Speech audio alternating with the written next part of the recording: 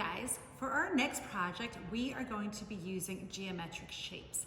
Geometric shapes are the shapes that have names like circle, triangle, square, and rectangle. You can see I've got some pre-cut shapes here and I'm going to be using these for my projects. Those of you at home, you can look around the house and see if you can find something that is a shape that you can trace. Like a roll of tape is a good circle to trace. A phone is a good rectangle to trace. So find some things that you can use that are geometric shapes and get those things and get a piece of paper and some markers and let's get started. So here I am with a white piece of paper and my shapes to trace. I've got my circle, I've got my triangle, I've got my square, and I've got my rectangle. And I'm going to just use some markers to trace my shapes. So you can use any colors that you want. When we trace shapes, you want to make sure you're holding your shape down with one hand and you're carefully tracing with the other hand. So I'm just going around, I'm staying as close to that shape as I can. It's okay if I need to pick my marker up and reposition it. And there I've got my rectangle. Maybe I'll do a different color for each shape. Maybe I'll keep using the same color. You guys can decide how you want to do it. You can take your shapes and you can overlap. Overlap means I'm going right over one shape with the other.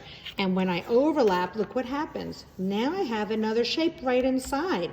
So I don't just have one shape and two shapes of my circle and my rectangle. Now I have one shape, two shape, three shapes. I made an extra shape right in the middle there. And maybe I want to overlap with some of my other shapes too. Maybe you want to take your shapes and make it so that they look like something.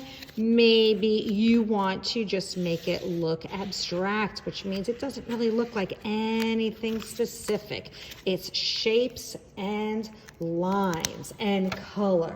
So maybe I'll use a different color for my square over here, and I can just have fun adding all sorts of shapes and overlapping them and seeing what happens. When I'm done tracing my shapes, you can go back in.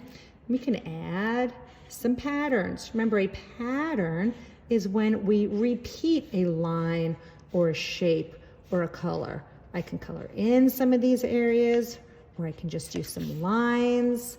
I can just have some fun decorating inside all of these geometric shapes. Now, when my geometric shapes overlap each other, they're not geometric shapes anymore. Now they're shapes we call organic shapes. This isn't a geometric shape. This is a made-up shape inside there. We don't have a name for that. It's just a fun shape that was made by overlapping my other shapes. So have fun overlapping your geometric shapes, see what you guys come up with, and then have fun adding patterns, designs, and colors and see where it goes. And when you're done, send me a picture. Have a great time, guys.